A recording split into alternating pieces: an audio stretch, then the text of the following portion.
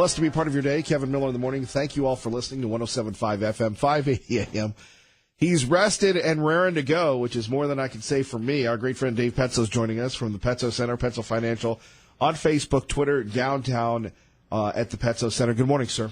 Good to be here, Kevin, as always. So your beloved stocks took a little beating last week. Yeah, not a beating. That's a bit strong. Boy, that's a little hyperbole. Down. They went down a little. They slipped a little last week, yes. 2%? My beloved... 2% of... 2%? What fell 2%? The whole market thingy. No, the market thingy. That's what I heard. Yeah, well, the S&P was down 1%, so there you have it. Well, 1%. Add another, and it's 2, so we're close. We are very close. We're just a tiny bit off, yes. Right. But it was down. Some trade fears. There's they're amping up the rhetoric right now. Now, wait a minute. You said this trade stuff is good. I do think it's good. I actually do think it's good. I think it's very good in the long run. I think it's necessary. And we look what's going on with China. They've stolen our intellectual property. They just recently stole from Micron. Remember, they had 2 arrests over there for just literally stealing their technology so they could build DRAM fabs, chip fabs on their own. And this is just the way they act. That's the way they do it, and Trump's tired of it. And I applaud the changes that are being made to say it's not okay. And it's not okay to put tariffs on our cars and we don't put tariffs on their cars. We're going to get a more level playing field out of this, and I think it's going to help global growth. I don't know who this person is. I've been advocating this for years, and now you've come over to my team on this. You know what? In this case, and it's unusual, Kevin, but I want to be on your team. I don't usually want to be on your team, but this one I want to be on. Well, no, I get that a lot. So Trump is talking tough. Yep. You've got some jitters in the market, but you think this is good. I do think it's good. I think it's we have the upper hand all the way across the board. I mean, it's just we are the biggest trading partner for pretty much everybody, and our tariffs are lower than everybody else's. So the idea that we're going to level the playing field, I think it could also lower tariffs overall globally and make trade truly freer around the globe, which would be a huge boost to global economic activity. As you know, I am a free trader, Kevin, but free trade is not when you put tariffs on our goods and we don't put them on yours. Yeah, but Donald Trump has been the only person in the administration, in any administration, to have enough guts to do this. Obama didn't do it. Bush didn't do it. It was basically acquiescing. It was appeasement. Yeah. And, hey, we want to sell stuff to the Chinese. Okay, we're going to put an additional 30% tariffs on the American goods going in. You've got to give up your intellectual propriety. And then now the Chinese goods can come in with no tariffs. Exactly. They have almost 10%, 9.9% average tariff on U.S. goods. Ours are 3.5%. So it's not even close where it sits right now. But, Kevin, you're right. I think you could argue on multiple fronts that Obama was was the worst president of my lifetime. He literally didn't do anything. And you talk about appeasement. You talk about appeasement in North Korea, in Syria, but along the lines of China and Russia, he didn't get along with them or seemingly get along with them at all, and did not do anything. So I'm with you there. I think that Trump has come in and has really challenged the status quo globally. The status quo in Washington, D.C., we're all very familiar with, the draining of the swamp. But when we take this global trade picture, I think we just have to be patient for a couple more months, and I think we're going to see some real progress on trade. Dave Petzo joining us here at KIDO Talk Radio, 107.5 FM, 580 AM. Here's a great headline. The sedan is dying, so it's time to buy one. The zombie car market is a huge economic challenge for automakers, but it could be a thrill for deal-seeking drivers. Now, you're a sedan guy. Yeah, I am. I didn't know it was dying. Oh, actually, Ford is doing away with most of them. Well, they should. They don't have a good sedan. Fair enough. But the sedan is going away because people want trucks, they want SUVs, they want these all-wheel drive cars. And you have, I don't think Toyota's doing that or Honda yet, but Ford is looking at that, GM as well. Could you ever imagine a world where there's no sedans? But Bloomberg here saying you're going to get great deals on them because they're phasing them out. Yeah, that's interesting. I'm surprised, especially with today's technology. You don't need a truck to go through the snow. One of the best cars I ever had, at least I should say 20 and 30 years ago, was a little Accord, because the thing could just horse it through the snow as well as trucks did. That's not true anymore, but it's very close. The technology, they can make all-wheel drive sedans and do. So I'm not sure why we don't like the body style. I think it's a great body style. Well, no, people just want the SUV. They want to be higher up. And here, over the next few years, Ford will be navigating a similar fraud path. They were talking about what Chrysler did with the Avenger, which is when they got rid of it, they gave you 15% off sticker price, saving roughly $4,000. Earlier this year, the company was forced to put up a similar chunk of cash for 200 sedans. Over the next few years, Ford will be doing the same. It's preparing to jettison parts of its lineup that aren't considered an SUV or a crossover, including Taurus. Believe it or not, the production ends on the Ford Taurus March 2019, Fiesta May 2019, and the Fusion sedan sometime in 2021. Culturally, yeah, this is amazing. No, it is amazing when you think about it, too. And I said they didn't make very good ones, but the Taurus has been a top seller for years, hasn't it?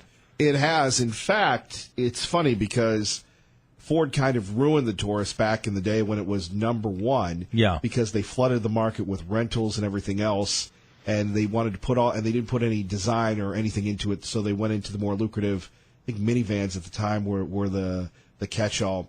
You ever want to read a good book on the auto industry? It's called The End of Detroit, and for you, Dave Petzel, I'll try and find the audio version for you. Well, thank you, sir. It really is fascinating talking about the rise of the Japanese car manufacturers and the fall of our own. But here you go. You've got Jack Kane, an 89-year-old Ford dealer near Lexington, Kentucky, is expecting the manufacturer to roll out hefty incentives in the coming months. His team is already having trouble selling sedans. The word is out. It's incumbent upon them to do what's right. It's money that moves metal. We all know that. So you could be getting deals on some of these. And Ford has always been an innovator when it comes to technology. Yeah. I am surprised, but it's, again, I'm not exactly the cutting edge guy. I like what I like, and I like the 80s, so I just kind of hang out in the 80s, and that was a decade of the sedan, right? Exactly. Lincoln Town Car. Yeah. Oh, Lincoln yeah, Town you're Car. right. There you go. That's right. Big caddies and stuff. Here you go. Do they still make a Lincoln? I know do. we Yeah, have more important things to talk about, but they do make a Lincoln. They do. And actually, for a while there, Lincoln had a luxury truck, a pickup truck that my buddy bought. Here you have the average price of cars. Traditional sedans are priced at $5,000 below their SUV siblings, though they share the same engines, chassis, and other infrastructure. So you're looking at a large car, about $38,000. A large crossover, $43,900. So $44,000. A large pickup. What do you think a large pickup goes for these days? My gosh, they've got to be $50,000-$60,000. Yeah. $51,600. Wow. Mid-size car, $28,000. Mid-size crossover, $35,000. Mid-size pickup, $35,000. Compact car, $22,000. Compact crossover, $28,600. Let's go to pickup trucks for a minute. I mean, it's possible to spend $90,000 on a pickup. Wow. Could you ever see that? The pencil pickup? No, I can't. I'm still keeping my fingers crossed my remodel won't cost that much. Well, right. You can buy houses for these things. Right, exactly. I know. So, as we look at the trade wars, let's bring it back. How healthy do you believe the car business is? Because the car business has been on fire for quite some time. Yep. Our friend Terry from State College, Pennsylvania, that you finally met in person, you've talked to him for years, did bring up a relevant point to you that they've had a lot of defaults in car loans lately. Yeah. How do you see the car business? Because, like housing, that's one of the backbones of our economy. Well, it is, but it's dying. It's a dying business, too, Kevin. Even though they're putting in some new plants down south, it's the foreigners to sell cars here because of tax laws, tariffs, things like that. But the reality is that we're heading towards I shouldn't say it's dying. It's changing. It's evolving.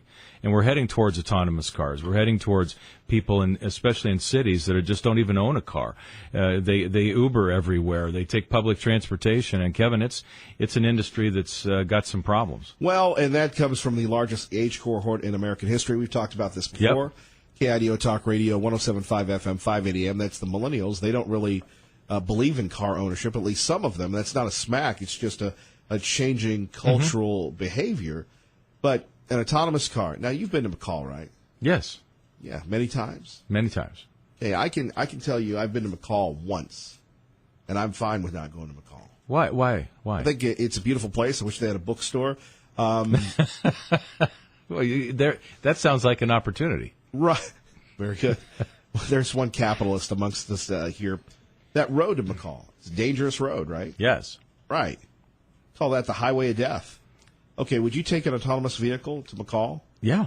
Really? When they are capable. Sure. We can't get cell service sometimes on those roads. So how reliable is that going to be? You ever heard of buffering?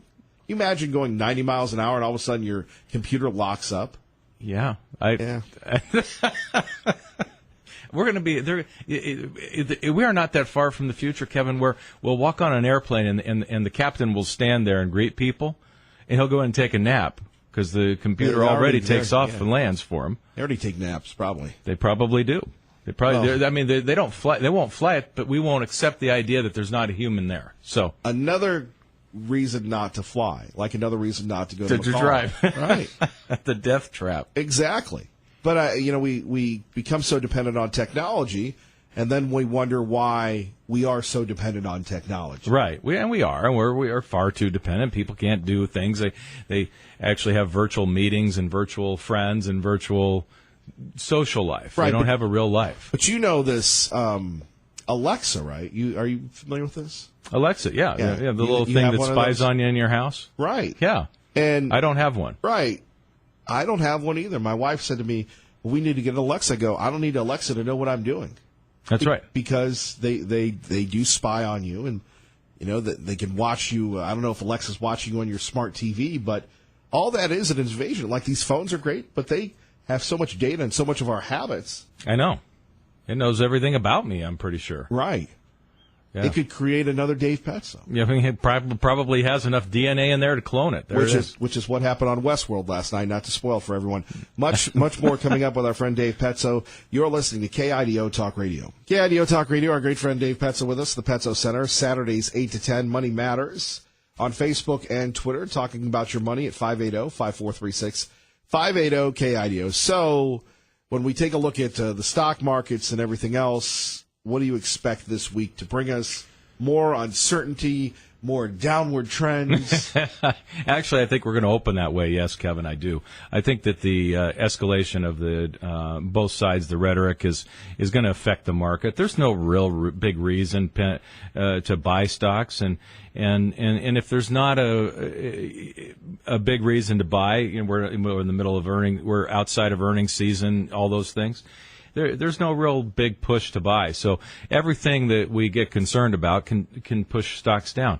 And we always have concerns. Right now it's the trade concerns, and they're legitimate, but I think we have the upper hand, and I think we've discovered that, I should say most people have discovered that Donald Trump is not an idiot. He's done a lot and intends to do more, including addressing the trade issue. So we may not like the tweeting and all, but the reality and the way he governs, but the reality is he gets the job done. And I think the markets trust that that's what's going on. But it's just a lot of noise right now. And with that noisy background, Kevin, I don't think that I don't think the market does real good. I don't think this is a disaster, and I certainly wouldn't be selling, but it is not, it's under pressure right now. Right. And, of course, the summer, it's time to take some time off as well. That's why you get almost nobody on Wall Street, and so whatever the market will tends to drift in whatever direction if there's some news. So if we get positive news, we'll see it drift higher, but it doesn't tend to have large trends in the summer. There's just not a lot of everybody's on vacation, to your point. Not you. No. Not you. No, man. No, we had a shooting in Meridian this weekend on Saturday. Officers were called. Guy had a knife, had a gun. They protected themselves. The suspect didn't make it. The Treasure Valley is changing. We talk about this quite some time, all the time, whether it's the air quality, whether it's the infrastructure, whether it's more people moving in. You get a chance to travel around. You talk to the business community. From your outside perspective on just people moving into Boise and the Treasure Valley, is it ever going to be too much? I see so many homes going up. Yeah, well, it's too much for me, but that's, you either live in a growing community or you live in a shrinking community. You can't stay the same. And I wish the growth was a little bit slower. I truly do. We don't have the optimal growth rate, in my opinion. It's hard for us to catch up infrastructure-wise. My Boise is not my Boise anymore, any more than anybody else's is. It's become a very large community and getting larger very quickly.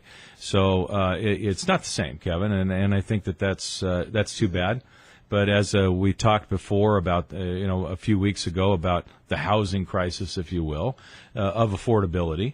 If you live if your housing prices aren't going up, then you live in a community that's dying. A council, Cambridge, a place that isn't doing well, and that obviously we don't want that either. So I wish it was slowing a little bit slower, but the reality is the people moving in, by and large, are here for a better life away from the weird politics of California. And many of them are bringing a lot of money when they sell their homes, and they're bringing businesses here as well. So it's a good group of people coming in, by and large. But with more people, you get more crazies, and crazy stuff like what happened in Meridian this weekend happens. Traffic and weather together, 107. I'm News Channel 7's Eric Gabbard. And some business news with our friend Dave Petso. Boise-based developer, former gubernatorial candidate, Tommy Ahlquist has left the Gardner Company and is decided to join Ball Ventures on a new Idaho company. It's called BVA, Ball Ventures Ahlquist. They're going to focus on commercial real estate and investment. And one of the reasons why Dr. Ahlquist left the Gardner Company is to work on projects, I believe, outside of the state of Idaho. So you take a look at this, and Dr. Ahlquist getting back to work. Yeah, he is. I admire anybody that took a shot at the elections. One of my clients also had an unsuccessful bid, and I just admire how hard they have to work. And Tommy Ahlquist certainly was a hard worker, very determined, and just came up short this time. And I'm sure his business career will. Anybody that works that hard is going to be successful in life. And I admire everyone that ran for office and ran in a serious way. That's a big. My favorite was I didn't run. My favorite was that I wanted you to run. Well, yeah, you know that. We did. We tried to recruit you. It was very nice, very generous of you. But I like tell you that what, showdown between you and Dr. Ahlquist at the primary night. Showdown? Yeah. It wasn't a showdown. Said he's got to work on you. Yes, yeah. I said, I know. I appreciate know Dr. Ahlquist. I work on him every week. Every week, and I can't get him turned around. But it shows you just that this BVA, I guess they're based in Idaho Falls, but they do a lot of big projects. So a little change of tune for Dr. Ahlquist, going somewhere else and looking to expand his horizons. I wonder what's next for these guys that have run for governor. I know that's not your thing, but yeah. You're close to people that ran, that spent a lot of money, a lot of time, a lot of emotional energy. Yep. And came up short. And then you've got, Congressman Labrador. We're wondering what he's going to do. Big article in the Politico. We've reached out to his folks. Hopefully we'll get him on to talk about his future. Yep. We need to reach out to Dr. Ahlquist. Of course, the lieutenant governor moves on to win the governorship. And people go, well, he's not won it yet, but it's a foregone conclusion. But you delve into politics like Dr. Ahlquist, and then you go back to business. Do you believe it's ever the same? I think that when you try to do something as hard as running for a wide open office like Ahlquist did, I think it changes you, and I don't think anything in his life will be the same. You just really throw down, and you take a lot of shots. And you just keep grinding day in and day out. I cannot imagine after the year and a half that he's had of raising funds, shaking hands, hugging babies, and all that stuff, that it doesn't change everything. Well, not having a check. And you don't run for office if you can't afford to take. I'm with you, but still, no matter what, it's nice to have that check. It always is nice Now, to have a check. I wouldn't know to be in the Petso sphere, but maybe checks It's are nice irrelevant. to have a check. Right. It's nice to have a check. It's always nice to have a check. Right. Big check, small check. It's nice to have a check. Correct. But you don't. But knowing you're not going to be working for a while, that's part of it. That is part of it. But There's then there's some expense. But then putting that work into meeting people in this whole other atmosphere, Yep. alternative reality. Yeah, and then it doesn't work out. Right. I think it's a big thing. I mean, very few people get in the ring, right? And the people can stand on the outside and hurl insults and things like that, but very few people get in there. These guys do. They did. They threw down. They threw it all out there, and I admire them all for it. It's incredible what they have to go through. Finally, your thoughts on Lieutenant Governor being governor? Idaho's running well, and he's got, and I just don't know how you have a really big campaign against why Idaho is under horrible governorship. Brad Little has been around forever. He isn't going to bring a lot of change, and that's fine. Idaho's doing well, and he's a hell of a nice man. You know, he just is everybody that knows him likes Brad Little, and I think that says a lot for the man himself. So I think he'll be a great governor. Well, just like Reagan and unlike Obama, Governor Otter helped his lieutenant governor. He did. You're right. Good point. Very good point. Yes, he did. He was able to help a lot. There wasn't a lot of difference there. It just moved right on to the next iteration, if you will. So what should we be looking out for? Kevin, times at the beach. Yeah. Kevin, we're going to be looking at, what we're really looking for right now is something to, if you will, dial back the rhetoric on trade. That's probably the top 1, 2, 3 things right now. And then what we always talk about, Kevin, is what you can't see coming. Sure. That's what really hurts the market. It always does. Something will come out of the blue at some point, not this week. But right now, what's in front of us is trade. Dial it back. The trade rhetoric would be nice to have it dialed back, but I am very, very proud of this president for tackling these incredibly difficult things. It's hard to do, to take those kind of shots, and he just does every day. Every single day gets in there and says, no, this is not right what the Chinese are doing. This is not right what's going on in North Korea. This is not right, the Iranian deal. Instead of appeasing the entire world and then watching it burn on somebody else's watch, like Obama did, he's in there tackling. And on top of that, you throw in tax reform. I don't know when this guy sleeps. It's unbelievable how much he's done. If you ever follow him on Twitter, he doesn't sleep. He's tweeting at 3 a.m. There you go. That's why I don't tweet, Kevin. Dave Petso, the ambassador for social media. We appreciate it. Thank you. Yes, sir. You're welcome. You're listening to Kevin Miller on KIDO Talk Radio. And rolling right along, thank you all for listening. Catch our friend Dave Petso this Saturday. He's fired up, ready to go. Saturdays, 8 to 10. Kevin Miller in the morning here. Phone numbers 580-5436, 580-KIDO. Don't forget, God and Country Tuesday. Gates open at 4 at the Ford Idaho Center. Going to be great. And when you're listening, make sure you tune in to 107.5 FM, 580 AM. You're going to hear the fireworks soundtrack right here. We're fired up about it. Let's go to Pete in Mountain Home. Pete, good morning. You're on KIDO Talk Radio. Morning, Kevin. I am way behind you. Well, not way behind you. Fully behind you in your idea of having President Trump come to BSU. I can think of nothing more fun than having 50 or 60,000 people wearing Make America Great hats in the North End and in the face of the faculty at Boise State and watching Mayor Beater turn purple. I would just love to remind those people in that area that Idaho, they are not Idaho. Let's take it to them. I would agree with you on that, and I go back to this issue of he needs to be on the blue, he needs to plant the red flag, and we need to fill that stadium.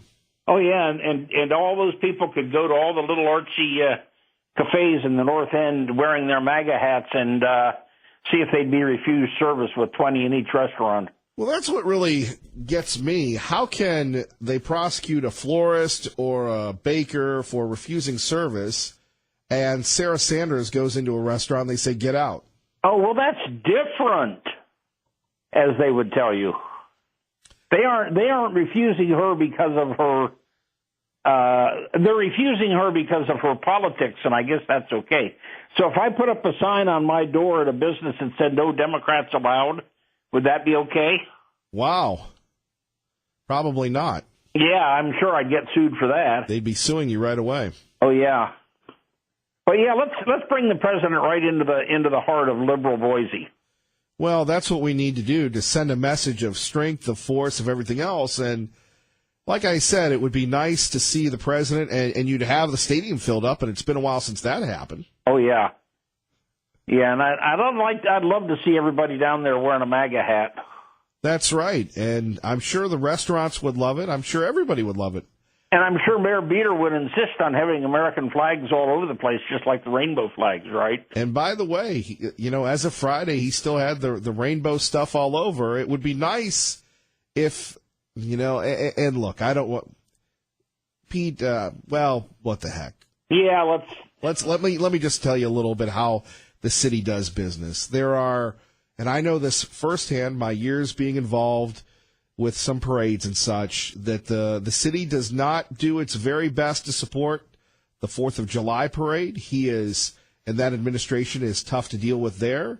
I remember a few years ago, they charged the veterans to clean up after the Veterans Day parade. Oh, yeah. And they have a reputation that they are not the most friendly people to work with, but if it's something that they like that's politically correct, like we see the continuation of Boise's Prideful, maybe it's Pride Month in the city of Boise, then they will get behind it. I don't know if they charged the folks with Pride the same way they charged everybody else, if they were more accommodating, or if it's more of the same, but you can't have favoritism. Well, that's like BSU. They want to charge extra for conservative speakers because they need more security or some hoo-ha like that. Yeah, and I don't know if, again, this is getting outside of our jurisdiction, because really you want to be loved in Boise. You get behind BSU. You don't tell the truth. You keep your mouth shut if you're conservative, and you be quiet. Now, never mind, the majority of the people that I believe go to Boise State represent the values of this community. They're conservative, but you've got the indoctrination. You've got conservatives being double charged. It would be nice if they started bringing in, I thought college was a place where people debated ideas. And yeah, they're all about diversity, except diversity of ideas. Sure. And if I were going to college now, I'd do this. I'd keep my mouth shut because they'd flunk me out. Oh, I remember when I went to college, and this is going to be 30 years ago, I had a guy, well, he's probably not with us anymore. If he is, he's not listening. His name was Dr. Kyvig. He was a lib. He was so happy about Watergate. He thought that was the best thing that ever happened about Richard Nixon. Oh, yeah. And I'm thinking to myself, that's not right. Keep it to yourself, buddy. And at the pulpit, if you're going to talk bad about the church, bad about America, I don't want to hear that. I want to hear about God. Yep. I know I went back to grad school after I served in the Army, and my God, it was tough keeping my mouth shut. Oh, Lordy. Well, wait a minute. In the Army, you'd have experience keeping your mouth shut. Yeah, but in the Army, I didn't have to put up with the leftist bullshit. Pardon the phrase. Yes, well, we dumped that, so thank you, Pete. Okay. Take care. You too. Bye-bye. Hopefully that won't show up on the replay tomorrow. Phone numbers 580-5436, 580-KIDO. It really comes down to, freedom of expression. If you haven't heard, Maxine Waters is calling out conservatives, calling out Trump people, saying they should be harassed. And let's take a listen. Children from their parents. How dare you pull children out of the arms of their mothers? How dare you lie and say you couldn't do anything about it? You're the one who caused it, and you're the one that we're going to make to turn it back, because what you're doing now is lying, lying, lying. The American people have put up with this president long enough. What more do we need to see? Now, by the way, I'm sure our friend Sean Hannity and Lars Larson will have more on this coming up. Just her tone Remember the censorship that we were under with President Obama? You couldn't say this about President Obama. You couldn't say you were fed up with President Obama. You couldn't say anything about President Obama. Remember President Obama, when he came into office, he had the free speech zones, so you were cornered in a place where you couldn't cause any harm? Free speech zones, right, under President Obama. Here you have an elected member of Congress from California representing California, Californians' thoughts, Maxine Waters. What more lies do we need to hear? It is time for us to say, even though there are those who don't want us to say it, Mr. President, you need to be impeached.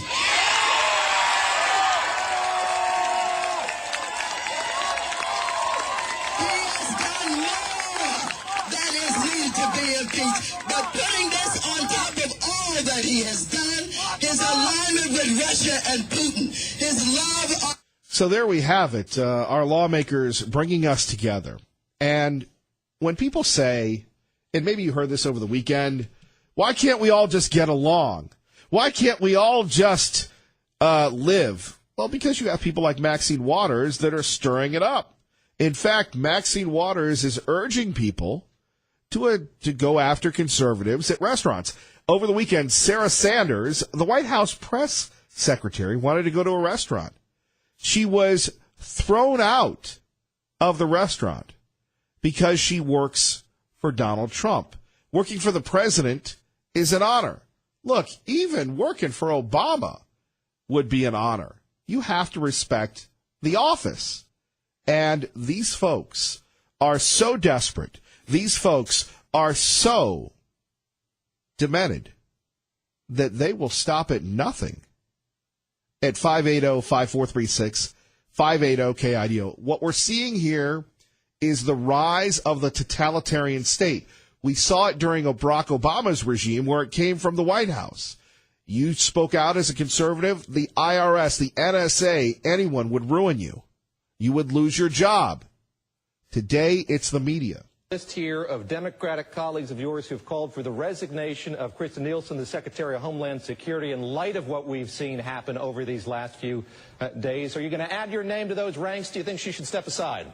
Oh, absolutely. She should step aside. You know, I have no sympathy for these people that are in this administration who, know it's wrong what they're doing on so many fronts, but they tend to not want to confront this president or even leave, but they know what they're doing is wrong. And I want to tell you, for these members of his cabinet who remain and try to defend him, they're not going to be able to go to a restaurant. They're not going to be able to stop at a gas station. They're not going to be able to shop at a department store. The people are going to turn on them. They're going to protest. They're going to absolutely harass them until they decide that they're going to tell the president, no, I can't hang with you. This is wrong. This is unconscionable. Sounds like, to me, she's urging people to harass people that voted for Donald Trump, that didn't vote for her candidate. That doesn't seem like, hey, can't we all get along? Carol in Boise with Kevin Miller, KIDO Talk Radio. Good morning, Carol. Hi, Kevin. Thank you so much for all you do. I enjoy your show very much. Hey, I was just going to make a comment about Maxine Waters. I'd like to know where the code of ethics is for our congressmen like Maxine Waters, Pelosi, and Schumer, because I know that lots of professions like teachers and lawyers, we have a code of ethics. And if we spoke out like she's doing, where she is enticing obstructionism and violence, we would be fired on the spot. So where's the code of ethics for congressmen? It's time that we, the people, demand that they act responsibly with their comments and their actions. I'm just curious. Well, it just seems that all bets are off when it comes to civility, and I love it how they go after the president and others, but you're right. If you're a teacher, if you're an educator, whoever you are, you can't do this, so why should it be tolerable if you're a member of Congress? It shouldn't be, and I think the American people need to start calling their congressmen and demanding that some of these people be fired from office, because it is absolutely absurd. And it's amazing that here she is black, and yet she would be having a fit if we enticed racism, and yet that's exactly what she's doing. So I find it very hard to believe that they're pulling this. Not the America I grew up in, that's for sure. Well, I think we have to work hard to make sure it is. We bring it back. I try, trust me. I write congressmen and I call them, but you just get a general form letter back every time you write. So I'm not sure it really does any good. Carol, thank you for listening and the kind comments. Thank you. Thank you for all you do. All right. Bye-bye. Bye-bye. Thank you, Carol in Boise, 580-5436. 580-KIDO. Maxine Waters says it's time to impeach the president and harass Trump supporters. Love to hear what you have to say next. Kevin Miller, KIDO Talk Radio. And the craziness continues. Phone number is 580-5436, 580-KIDO. This president's about. But Joel, they've seen what his agenda is, and if the president said all these things he said, and you don't like his tweets, do you think two wrongs make a right? So then you're going to double down?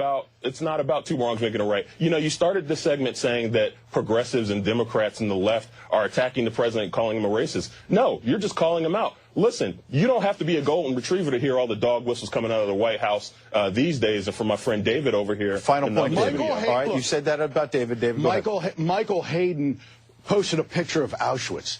Donnie Deutsch is talking. That liberal Michael Hayden. Yeah, that screaming liberal Michael Hayden. You're out of your cotton-picking mind. Cotton-picking mind? Brother, let me tell you something. Let me tell you something. I got some relatives who pick cotton. Okay. And I'm not going to allow you to attack me like that on TV. I'm not out of my cotton-picking mind. You're out of your mind. You're out of your mind. He said you're out of your mind. Gentlemen, we're going to leave it right there. This is ridiculous. Okay. This is what's gone on in America. There we have it. Some guy, David Bossie, who was the president's deputy campaign manager, said to Joel Payne, African-American commentator, you're out of your cotton-picking mind, and they're already ready to come to blows. There is no compromise anymore. It's bring it on. You're either with the president or not. That seems to be the way things are going at 580-5436. I've always said that. That's why we'd love the president to come here, and we're getting behind it. The first outlet, the first entity to say, Mr. President, please come to Idaho. Hank in Boise. Good morning. You're on KIDO Talk Radio. Hello, Hank. Okay. Just a brief mention today, June 25th, is the anniversary of the Battle of Little Bighorn. But hopefully maybe it'll be the little last stand for the Democrats. But the tactic of Maxine Waters of attacking or going for impeachment and all this is backfiring on the Democrats. They should shut her up. But the thing is I think that she's not wanting to be shut up, and I think this is having an effect on the Democrats. It's also the news media, by just the relentless attack, instead of picking and choosing their battles with the president, they're less effective. I mean, in the days of Walter Cronkite, they were just as liberal, but they weren't as strident in their overt opposition. They picked and choose their battles, where the current media is all on assault. And I think that they were lost. I think the days of Walter Cronkite, Daniel Shore, Smith over at ABC News, all of these people. That'd be Howard K. Smith. Howard K. Smith, that's exactly who I was thinking of. They were a lot more. They were a lot more politically savvy in picking and choosing when they put the weight of their coverage on one side or the other. They had their periods of like adoration of Kennedy and all that, just like they had their adoration for Obama. But when it came to the Republicans, they on occasion praised Eisenhower. They on occasion praised Nixon for his China opening to China, and were respectful that way. But it made them more effective when they chose to go after the president. When they basically are as rabidly partisan like that, they tend to be dismissed, and I think that's what they're not seeing in their tactics. That they need to cool it. Back to the Ray Amaya song, they've gone crazy. They have gone crazy. And Chuck Todd yesterday, when he's saying finally they've broken away from the president, he had to retreat, and it wasn't objective; it was joyous. Yeah, they let their emotions get the handle of them, and it's like for instance, the one who was the executive producer, I'll think of his name, of 60 Minutes, who handled the Nixon Kennedy debates. Again, Don Hewitt. Hewitt. Yeah, Don Hewitt. That's what I was thinking of. Hewitt, for instance, would put the harsh lighting on Nixon's face, and Nixon had a knee injury where he was a little bit feverish, so they put on the heat and the lights on him to emphasize the dark shadows in his face. And we saw what happened there, Hank. Thank you. Good morning, Dave. And Kevin Miller in the morning. Keep it here. Fox News next. KIDO Talk Radio. Good morning.